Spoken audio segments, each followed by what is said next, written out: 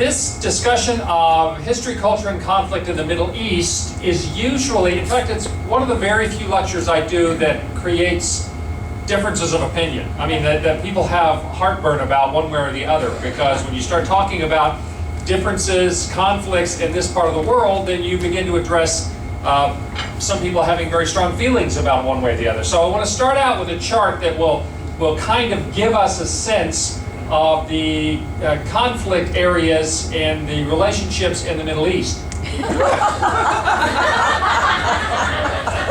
This is a diagram of geopolitical relationships in the Middle East. That gives us, I think this is a pretty accurate representation of what we're dealing with when we start talking about relationships and conflict. This is a diagram that's created by the Institute of Internet Diagrams. And here's what they say about this. While it's common to hear people describe the Middle East as a complex and obscure place, the diagram plainly illustrates that this is not the case. The relationships follow logical patterns reflecting geopolitical interests, partnerships, and conflicts. For example, the United States is evidently on friendly terms with Iran in Iraq, but America is on the opposite side of the conflict in Yemen. In Syria, the U.S. and Iran are both against and with each other, depending on the outcome of the current nuclear talks. So it is a very, very complicated part of the world in terms of political issues and relationships, etc. You will notice over here, and I love this part, they have a note that says Palestine and Israel were discounted for the sake of simplicity. It's very difficult to get into this without saying that this is going to be, you know, a 10 hours a week for the next 22 weeks kind of discussion. But I do want this afternoon to talk about I want to mention three major areas of conflict. I'm actually going to talk about two of them. One is the conflict between Islamic Middle Eastern peoples and countries and the West. The West being the generic term for U.S., Western Europe, you know, the Western powers. I don't include Canada in that because who's got a problem with Canada, right? Yeah. Nobody's upset with Canada. In fact, when I used to work for World Vision, International Relief and Development Organization, I was working for World Vision US. Whenever they were shipping equipment, like camera equipment and stuff overseas, they would always stick Canadian flags on it, because then nobody'd bother it, right? Because nobody's going to bother the Canadian stuff. But first, the conflict between Islamic Middle Eastern people and countries in the West. Second, conflict between religious and political factions within Islam in the Middle East. That is the Shia versus Sunni, Salafi, or Wahhabists we might say, versus Shia Islamists and versus moderates. The Sunni Saudi Arabia versus Shia Iran, ISIL versus the Syrian government versus coalition. I'm not really going to get into that one because that's a regional conflict, and I've talked a little bit about some of that before.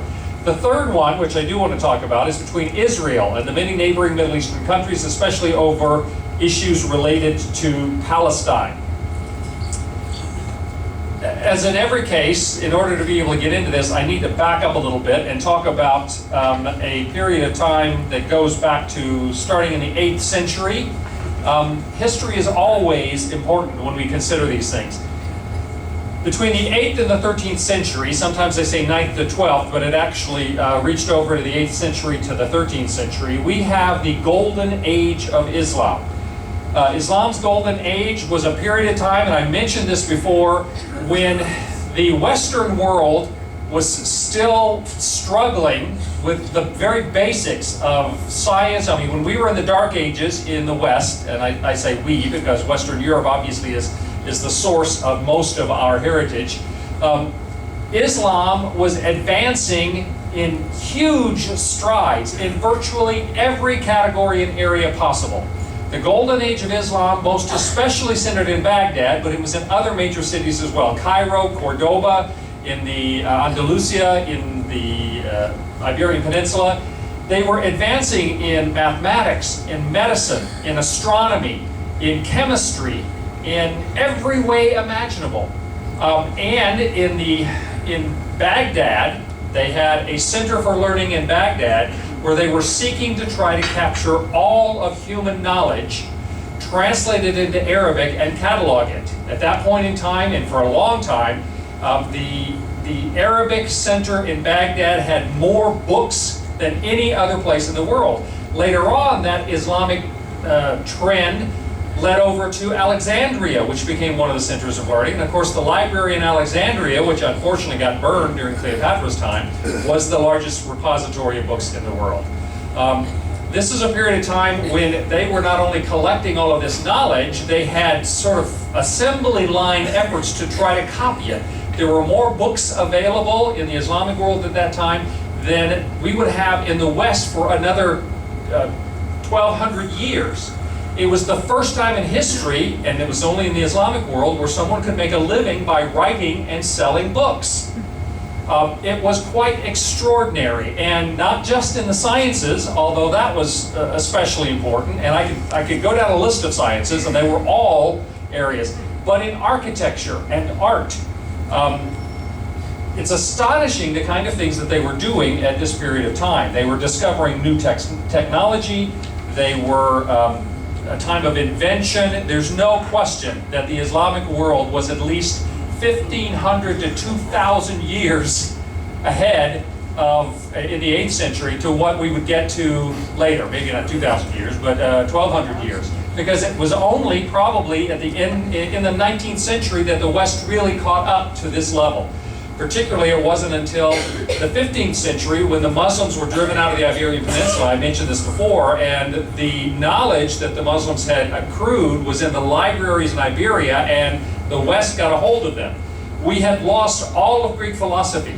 We had lost all of the Roman histories. We didn't have any of that until we got the libraries back from the Muslims. The single exception in the West that retained a lot of that learning were the monasteries in Ireland, because the barbarians that destroyed all the libraries and books and the learning in Europe at the start of the Dark Ages, they never got to Ireland. But still, all of this was being kept in the Muslim world, and I don't think many of us appreciate that. Well, what that brings us down to, obviously that's not the case anymore. It's obviously no longer true that the countries of the Islamic Middle East, particularly, and here I'm not addressing the Islamic countries in other parts of the world, Indonesia or any of the others, but particularly in the Middle East, when we talk about what happened, how did the people in the Islamic world ask themselves, and have been asking themselves for a long time, what happened to us? How did we get to the place from being the guiding light for all of humanity in terms of learning and art and education and books and all of that? How did we go from that to being a backward region of the world compared to the West? What happened to us? The Islamic world has been asking. And unfortunately, in the minds of many of people in the Islamic world, that question has morphed into, who did this to us? Whose fault is it that we no longer have all of what we used to have, all of the glory of that? I mean, when you think of Baghdad, do you think of learning and art and science and philosophy and astronomy? I don't think you do. I don't think hardly anybody does unless they understand something about the golden age of Islam. And so much of the Islamic world has been asking what happened to us, and especially among young people, many of them are saying, who did this to us? And yeah, it may not be the right question to ask, but we have to recognize that self-justification is one of the most powerful of all human motivations. Carolyn smiles when I say that, because you heard me say that 1,000 times. I used to be vice president of an advertising agency, and all the account executives reported to me. And dealing with clients, you learn that self-justification, everyone needs to find some way to say it wasn't my fault, it was somebody else's fault. That's so much human nature. And that's what we find in cultures as well. That's why the question has morphed into, who did this to us? What has caused us to be backward when we used to be so advanced? And that's something that I think that we have to be aware of, that situation. Most Westerners are not even aware of the fact that the Islamic world was so advanced. I mean, did you know that? Yeah. Before we started talking about it? A few people do. Most people, in my experience, don't. Go back and look up the golden age of Islam. You know, read Wikipedia and see what they say about it. There are a lot of reasons that the Islamic Middle East have reasons to point to the West and say, they did this to us. Maybe not with regard to losing so much of the advantage they have in science and the arts. But we've talked in my lectures already about some of the things that the West has done that have made us the bad guy. And that the things that we really have done have sort of been extrapolated into things that maybe we weren't directly responsible for, but those get locked in as well. We talked about the McMahon-Hussein correspondence, where during the First World War, in order to get the Arab Bedouin tribes to fight on the side of the British against the Ottoman Empire, huge promises were made. In fact, the correspondence, and it is in writing, it's a part of official record in Britain.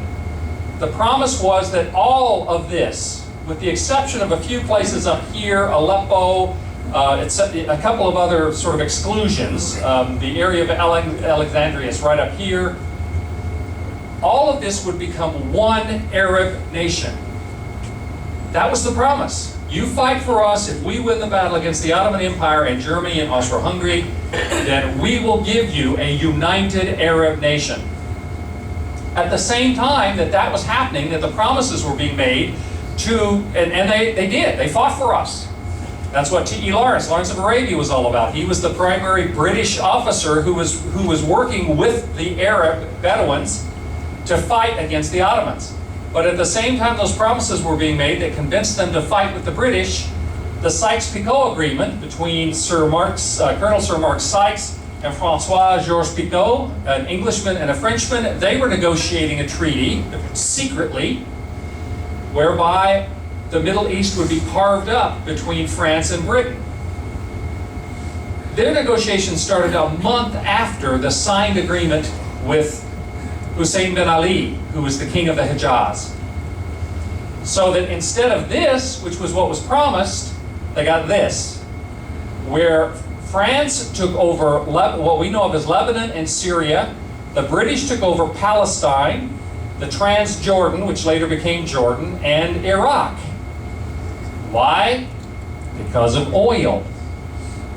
The British had converted their navy, which was still the largest in the world, to oil under the first Lord of the Admiralty, Churchill, when he was a younger man, and they had to have oil, and there is no oil in England or Britain. So, and it was even the case that in Syria, that Faisal, the third son of Faisal bin Ali, King Faisal, was made king of Syria. He was approved of by the people. And he was only there 1 year before the French marched in with an army and threw him out of the country. So it wasn't just, okay, everybody agrees to this. There were military actions to try to make this happen. And they have never forgiven us for this, us being the West. I mean, I'm not French or British, but I am still considered part of the Western powers. You are too, unless you're from somewhere else.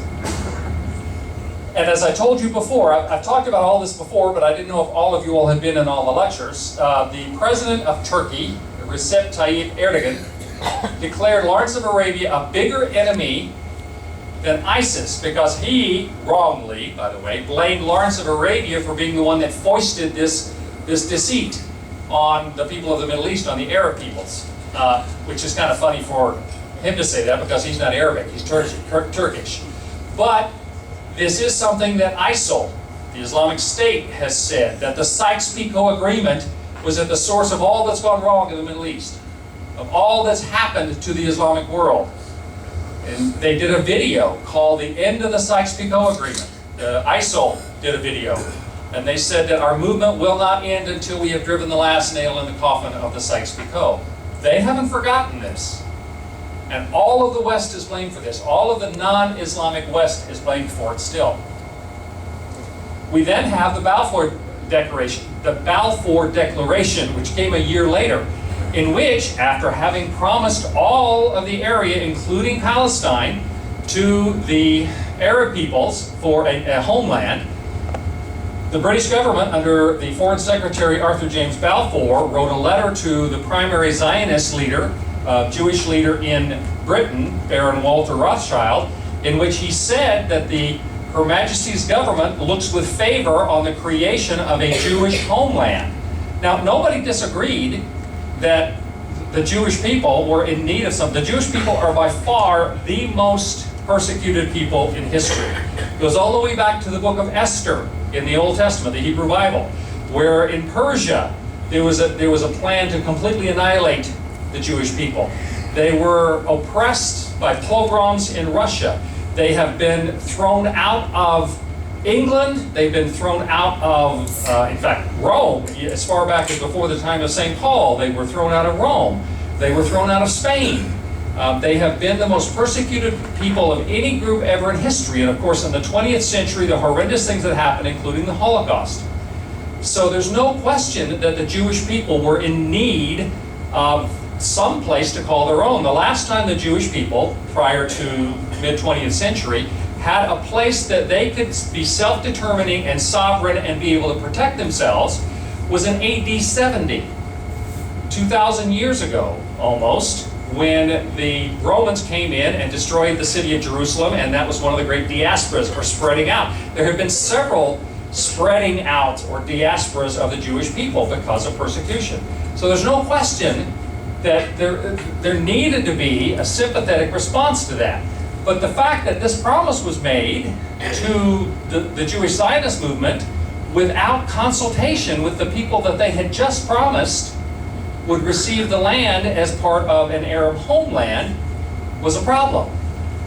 The response, a group in 1918, which is a year after this, a significant group of Palestinian Arab dignitaries and representatives of the various governmental political bodies, they wrote to the government of Britain and said, "We always sympathized profoundly with the persecuted Jews and their misfortunes in other countries. But there is a wide difference between such sympathy and the acceptance of such a nation ruling over us and disposing of our affairs." In other words, there was a small population of Jewish people in that part of the world. If a homeland was going to be promised, what happens to the majority of the Palestinians who are there? And you begin to see right there a seed of a problem that has become a huge problem in the last 67 years or so. This King Faisal, the third son of Faisal bin Ali, who was for 1 year the king of Syria and then became the king of Iraq, this was his response to the Balfour Declaration. "We Arabs look with the deepest sympathy on the Zionist movement. Our deputation here in Paris," this was during the Paris Peace Treaty after the First World War, "our deputation here in Paris is fully acquainted with the proposals submitted yesterday by the Zionist organization to the peace conference, and we regard them as moderate and proper. We will do our best insofar as we are concerned to help them through. We will wish the Jews a most hearty welcome home. I look forward, and my people with me look forward, to a future in which we will help you and you will help us, so that the countries in which we are mutually interested may once again take their places in the community of the civilized people of the world." At this point in time, Faisal was the #1 leader of the Arab world. And this was his attitude toward the return of the Jewish people to Palestine and the creation of a Jewish homeland. I said before, if you were here, this idea that Jews and Arabs have hated each other forever, for centuries. I actually saw an article in a magazine, the centuries of bitter anger between Jews and Arabs. That simply isn't true. You don't see that reflected. This is a quite new idea, that the Arabs of the Middle East and the Jewish people of the Middle East hate each other. It's something that has been created in the last 100 years or so. So what happened once the Balfour Declaration, I don't know why I'm having trouble saying that, was issued? I'm going to back up so you don't get obsessed with those maps before I get to them. The Jewish people began to immigrate to Palestine. There were specific movements within, for those who were living in Palestine, to prepare for the future in which they would be an independent nation. They recognized that there could be some problems, and so for one thing they developed a sort of local guard, National Guard, a military capability, very simple. It wasn't a full armed services kind of thing, in order to prepare in case they needed to defend that, and it continued. Then of course during the Second World War, the Holocaust, the oppression of the Jews in Europe, magnified many times the need of the Jewish people to have some place to retreat to, some place where, for the first time in 2,000 years, they could create a sense of security for themselves. And by the way, let me say up front, because I'm only talking about one side of it right now, I am completely balanced on this. I really do see both sides of this, the Jewish and Palestinian side, which is what gets me in trouble. When I've done this kind of talk before, somebody who believes that the Palestinians are all evil and they're the bad guys, they'll get mad at me. And then somebody who believes that the Palestinians were the bad guys, or the other way around. Yeah. One side or the other gets mad at me, okay? Because I do see both sides. Because of the need to then do something about this, because the Jews were coming back to Palestine, it was under the control of the British. What's called the British Mandate. The map I showed you where the British and French were controlling areas. This, in 1947, after the end of the Second World War, was a proposal that was put forth and accepted in the United Nations as a way to partition Palestine between the Jewish people and the Palestinian residents, people who had lived there before who were not Jewish. The blue area was to be Jewish territory. The yellow area here, the Gaza Strip along the border with the Sinai, the central part, and then up here in the north in Galilee was to be the area where the Palestinians would have their home. Jerusalem and Bethlehem would be an area that both sides had access to, but would be managed by the United Nations. It would be a separate body, what they call here an internationally administered corpus separatum of Jerusalem. Now, the Jews reluctantly, and admittedly reluctantly, accepted this plan because it gave them something. The Arab peoples, the Palestinians, did not like this plan because the Jewish people actually got more territory even though they had a lower population. They didn't seem to be moved by the argument that, well, a lot more Jews are on their way, and most of what they got is the Negev desert. Until the Israelis created irrigation down there, it was pretty much inhospitable. Nobody could live there anyway. But still, there was a problem with it. And the Arab peoples, the Arab nations refused to accept it. So, this was in 1947. In June of 1948, 4 armies invaded Israel at the same time. 4 Arab armies. We had Lebanon and Syria coming in from the north, the Jordan, Transjordan or Jordan coming in from the east, and Egypt attacking from the south. At this point, Israel did not really have an army, but they had been collecting weapons, and they did have some what had been, under the British mandate, guerrilla groups, the Irgun, the Haganah, and others. So the expectation was that it would be a very short affair with 4 armies. Iraq was involved as well, with armies coming in from every side to a country that had not yet established themselves. They had just declared themselves a country, and they had been recognized by the United States and the Soviet Union immediately after declaring the State of Israel. But they were attacked from all sides. They didn't have a true army, and it was expected they wouldn't stand a chance. Here's where the stories start differing. Some people, particularly on the Jewish side, and a lot of people in the West say, well, what happened is when all of these Arab armies were coming in from all these different countries, they told the Palestinians, this will only take us a few days to defeat these people and to clear everything up, so leave your homes, don't be in the path of this war, and you can come back later. The other side of it says that these people were forcibly ejected by the military forces that Israel had and forced to leave their homes. I believe it's somewhere in between the two. There were radio broadcasts that went out saying, you know, Palestinians, leave your homes, don't get caught in the battle. But then there were areas that people were forced from their homes. There were some atrocities on both sides. There were some groups of Arab Palestinians who were murdered. There were some groups of Jewish settlers who were murdered. Again, I don't believe that there's a black and white in this. There is no one bad guy in this. And you will read, in fact, it's astonishing the different stories you get if you go online, for instance, and read articles about this. How, you know, some of them will talk about the ethnic cleansing that Israel did at this time against the Palestinian people.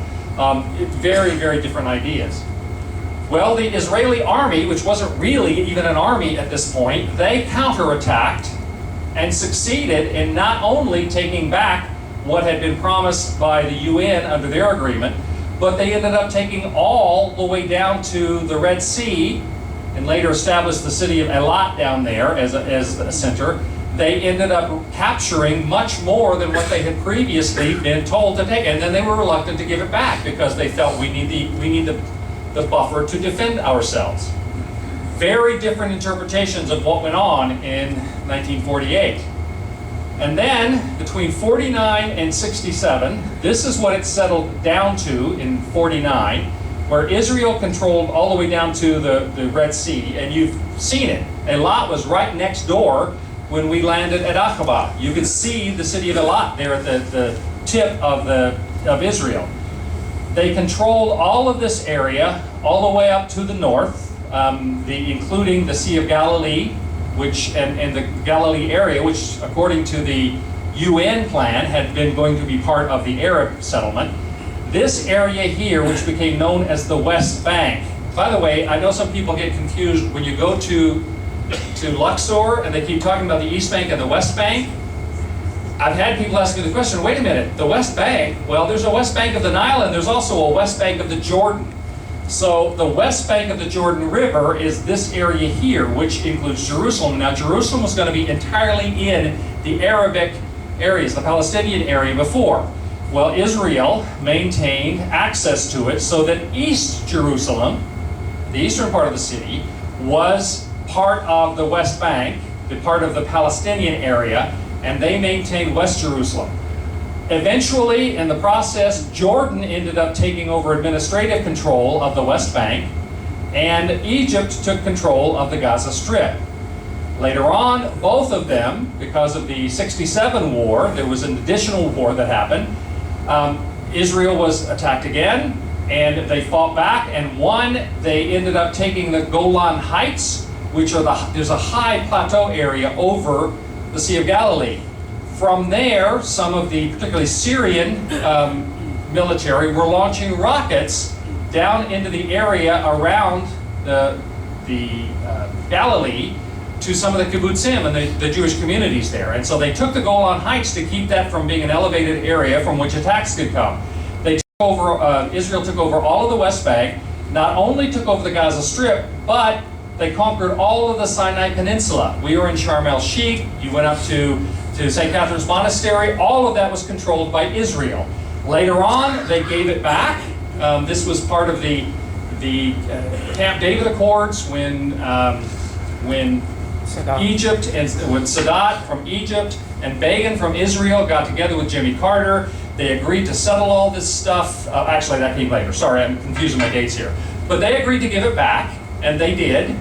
And so this became part of Israel again. But this area, which is the West Bank here, ended up being broken up into very complicated little pockets. There were, the dark green areas are entirely controlled by Palestinian civil and security. The lighter green areas are controlled by the Palestinian civil authorities and a shared Israeli and Palestinian security force. And the darker areas, the brown areas here, are where Israel is in control and they're building roads and everything. At this point, Israel is in control of the whole area, but there's certain areas that the Palestinian authorities are still responsible for. This is what it looks like today, okay? There is the nation of Israel, which goes all the way up here to the north. This area, which runs right up next to Jerusalem. Again, East Jerusalem is part of the West Bank. West Jerusalem is part of Israel, and then the Gaza Strip.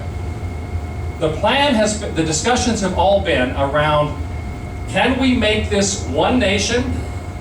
That's the one state solution. Can we make this Palestine one country? Or does it make more sense to create two nations out of it? How do we move forward on this? There has been neither side.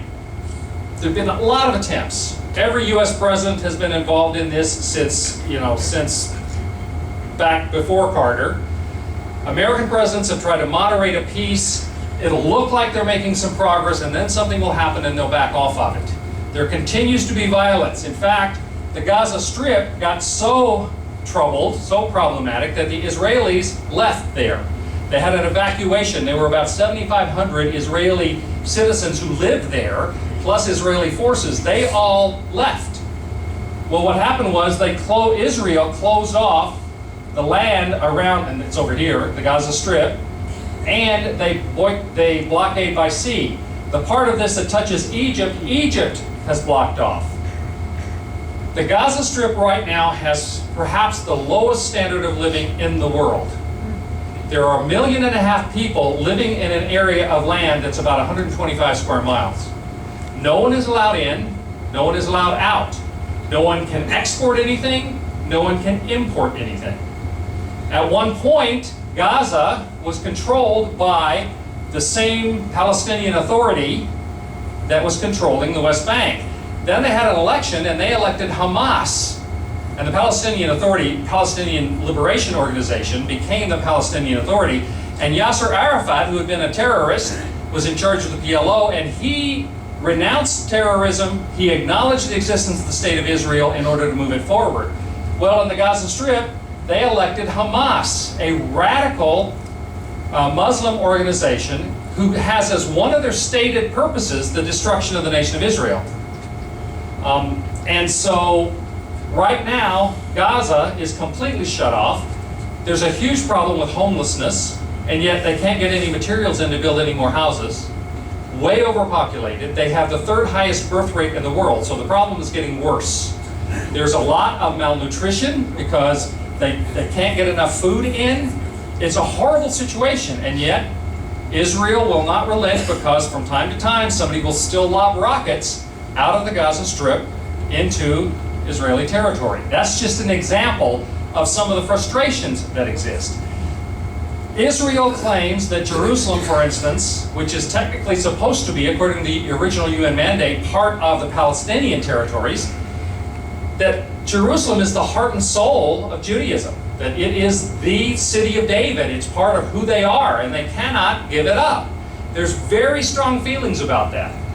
The Jewish people say all of this, and I know Jewish people who feel this way, all of this and more were promised by God to the Jewish people back as long ago as Abraham. And so it is ours by inheritance. Well, the Palestinians were saying, wait a minute, where were you for the last 300 years that our people, or 400 years or 500 years, that our people came here and worked the land and built the houses?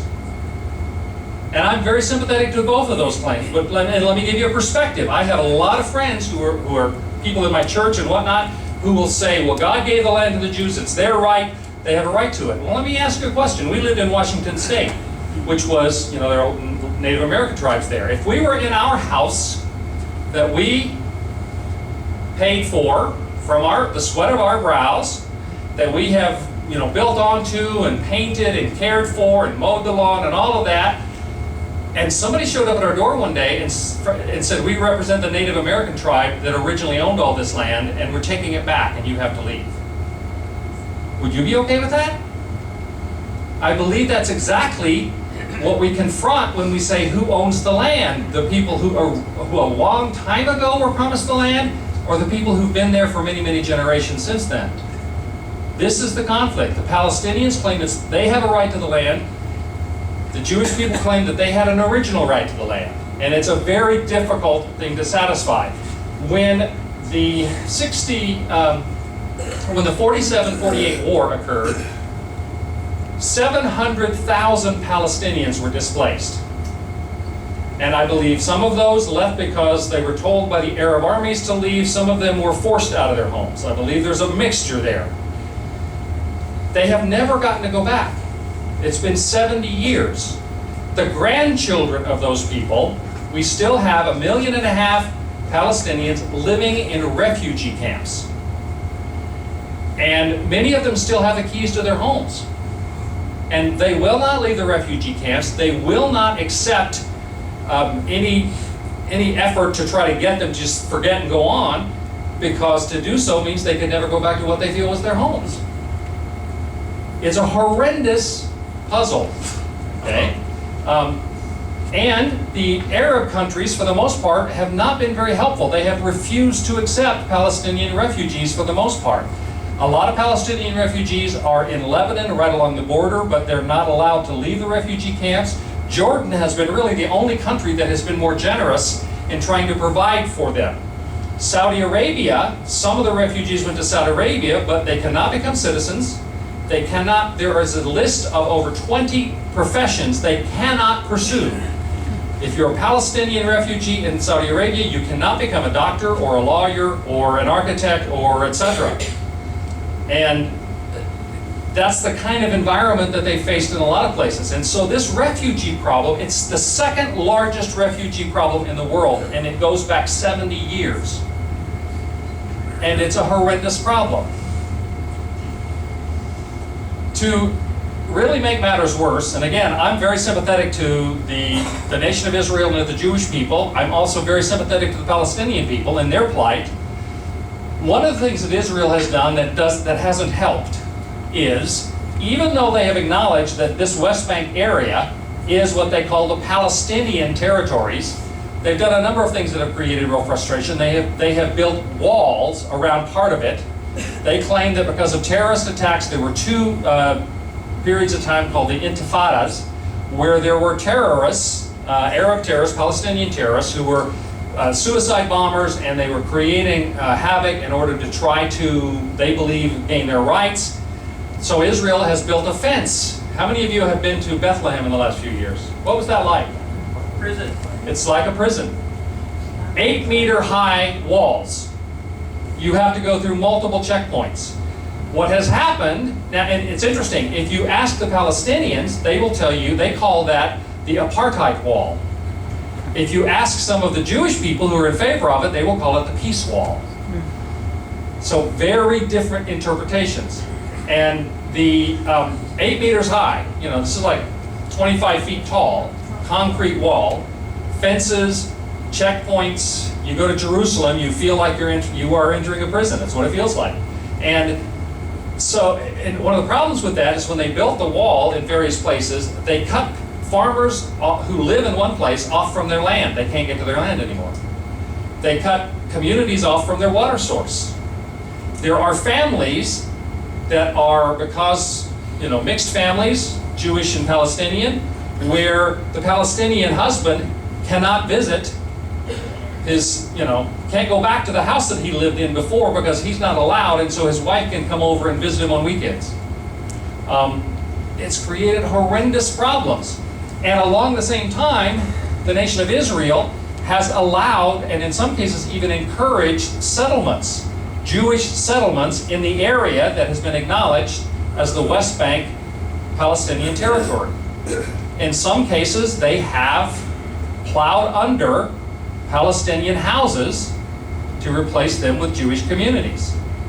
And apparently, even in Israel, there have been prime ministers in Israel and governments in Israel over the last 70 years. Some have been much more sympathetic to Palestinian problems, some absolutely not. And so a lot of the settlements, the belief is, if we plant Jewish settlements there, enough of them, there will never be a time when they can force us to give this, to create a second state.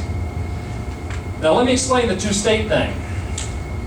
The discussion on whether there could be one or two states, which are the two usual discussions. There cannot be one state.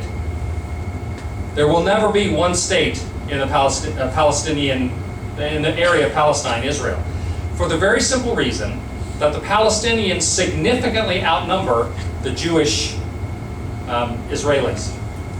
The reason for the state of Israel is so that the Jewish people finally, after so much, have the opportunity to have a place where they have their own sovereignty, their own self-determination, and that they can defend themselves. If they gave the vote to all the Palestinians and said, we're all one country, we're all equal citizens, the Jewish state would be voted out of existence in very short order. And they can't do that. And I wouldn't expect the Jewish people to do that, because that would take away everything that this has all been about and leave them vulnerable again. So I don't think the one-state solution is ever going to work. The two-state solution, the problems that you have there are a number of questions. If you're going to have two states, where are the lines? What do you do with Gaza Strip? Egypt doesn't want it. By the way, Egypt has closed off the border with the Gaza Strip as well, because Egypt and the Sinai Peninsula has had problems with Muslim extremists coming into Egypt and creating difficulties. It's one of the reasons why still, when we traveled in Sinai, when we went up to St. Catherine's, we had pickup trucks with armed military in front of us and behind us, because they have had problems in the Sinai with militant Muslim extremists. And they fear that that's what the Gaza Strip is going to export, so they've shut it down. They won't let anybody out. What do you do with the Gaza Strip?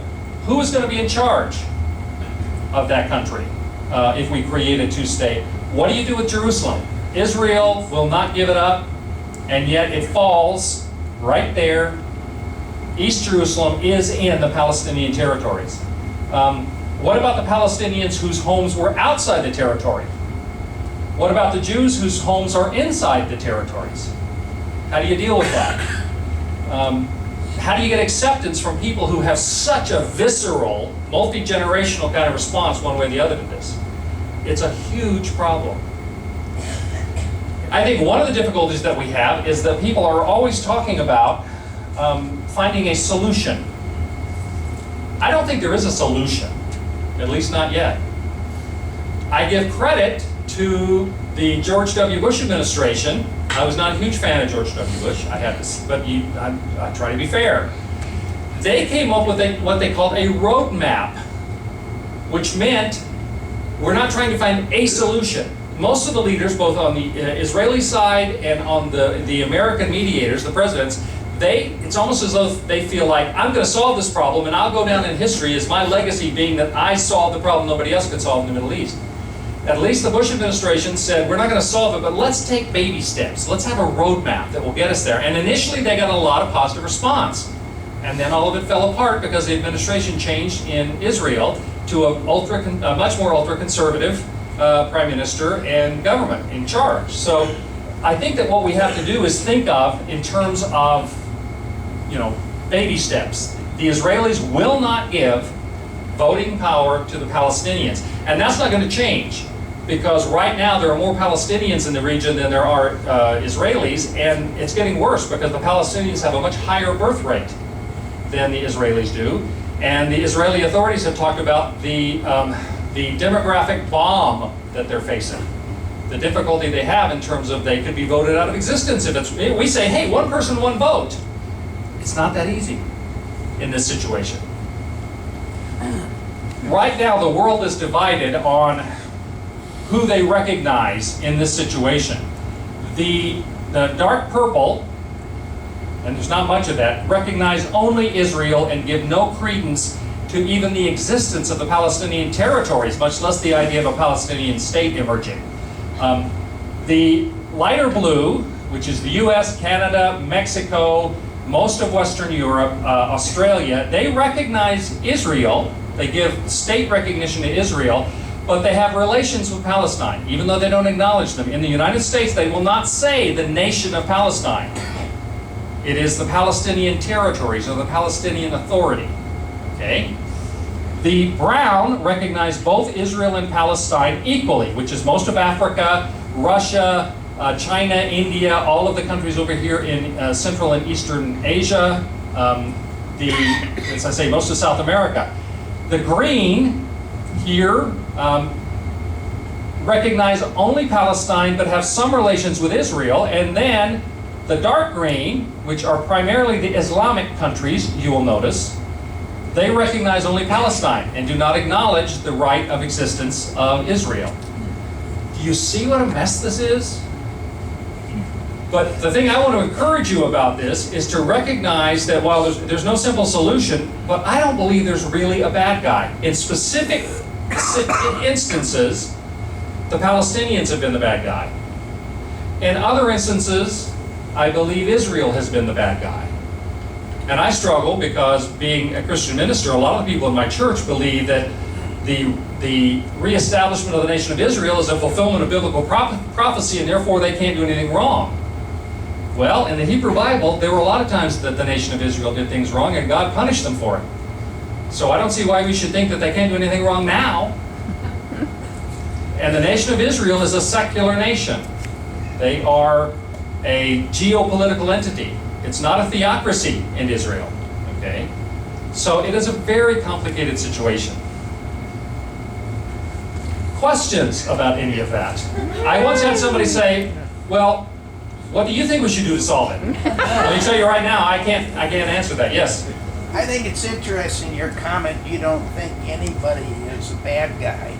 And I would ask, the current situation, how much of that can be attributed to the 48 war when all of those armies attacked Israel? Right. So I say there's no one bad guy.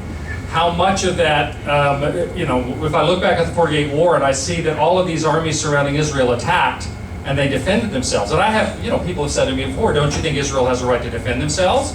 Absolutely, they had a right to defend themselves in 48. At what point, though, does that justify all subsequent action? Is my question. If I'd been there, I would have been fighting with them. Okay, I absolutely believe that they had a right to defend themselves. They were willing to accept the UN mandate. They weren't thrilled about it, but they thought, well, this is a fair start, and then we'll see where we go from here. So yes, I think there are instances where, when I say there's no one bad guy, there's no one side that's bad or good.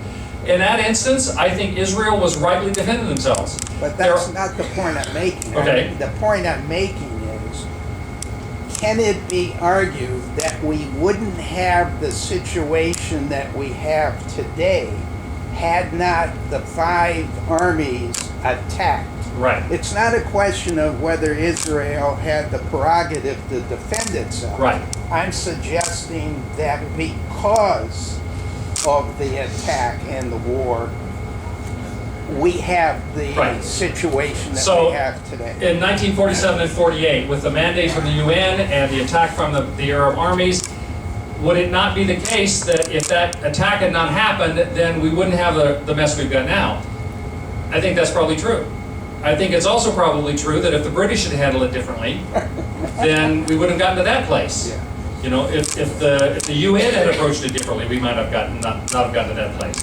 So I think there are periods in the history where I would say, yay Israel, boo Palestinians. And there are other places where I'd say, yay Palestinians, boo Israel. Simply because, and my point is, there is no one right side and wrong side in this whole thing. Not if you really care about the humanity involved in it, and not just political legacy. Yes?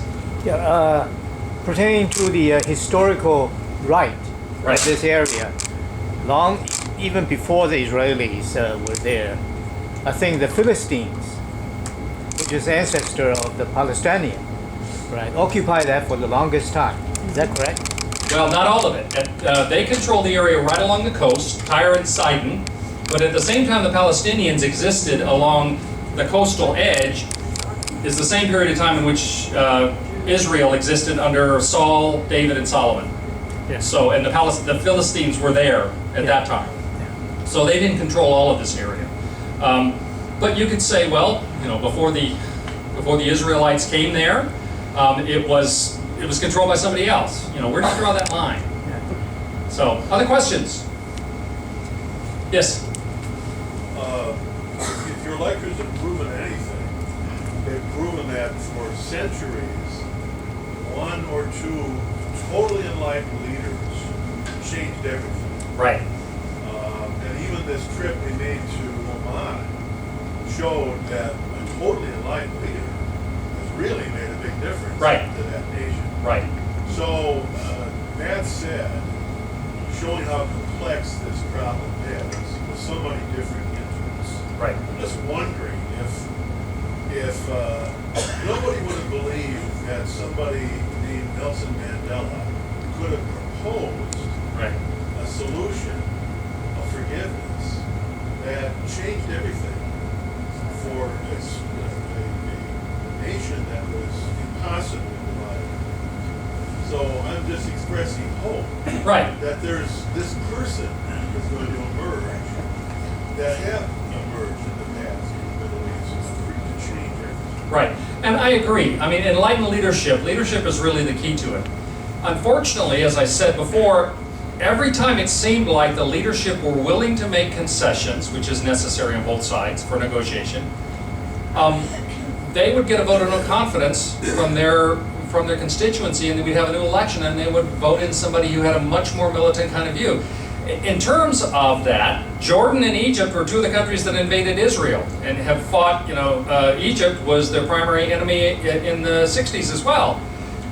Because of Anwar Sadat and his willingness to work with Menachem Begin, who had been the head of one of the most militant of the early Israeli, and they were called terrorist groups by some, they worked out a peace, and Egypt and Israel get along famously now. They don't have a problem anymore. Same thing in Jordan. Jordan was one of the armies that had invaded, and yet Jordan and Israel now, they're constantly talking about how are we going to fix this problem. And so leadership makes a huge difference. It would take, one of the problems is there are so many players in it, but it would take an enlightened leader who was willing to make a sacrifice to step forward. Anwar Sadat was prepared to and he ended up being assassinated.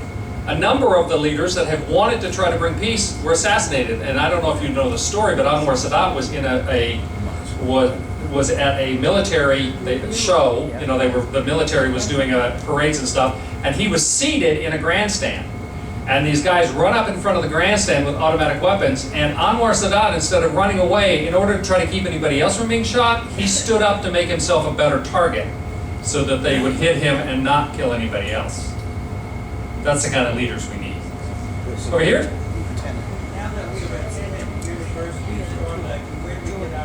Yeah, where do you get your diplomas? Okay, I'll mail them to you. As soon as I get mine, maybe that's what I should say. Question. Yes? When we are driving Petra in Egypt, Aqaba, and or Egypt or Oman, they are driving all this desert. Why they don't bring refugees? They are from Syria or Jordan. Let them work on this field and bring water, Right. like what they do Israel. Yeah. Why So- they don't do? And they can make a cheaper price than Israel. They can sell for the war. Yeah. Why don't they bring the refugees that are still refugees, bring them to places like some of the areas we've been and give them enough water and let them work? Well, there's several problems with that. One, a lot of the refugees refuse to leave refugee status because as long as that's the case, they still have a claim to their original homes. When they leave, settle somewhere else, they've lost that claim. But the biggest reason, and the reason why the Arab countries have not been generous, with the single exception of Jordan, Lebanon, they let the refugee camps be there, but they won't let them do anything else, is because if they allow the refugees in, they accept responsibility for it. When we were in Jordan last time, one of the Jordanian guides told us, if I can remember the exact numbers, it was like 3 million or something? yeah, like 1 in 4 people in Jordan were refugees, and they were all being supported by the government. Imagine if 25% of the resources of the government were being spent on a group of people that weren't from there.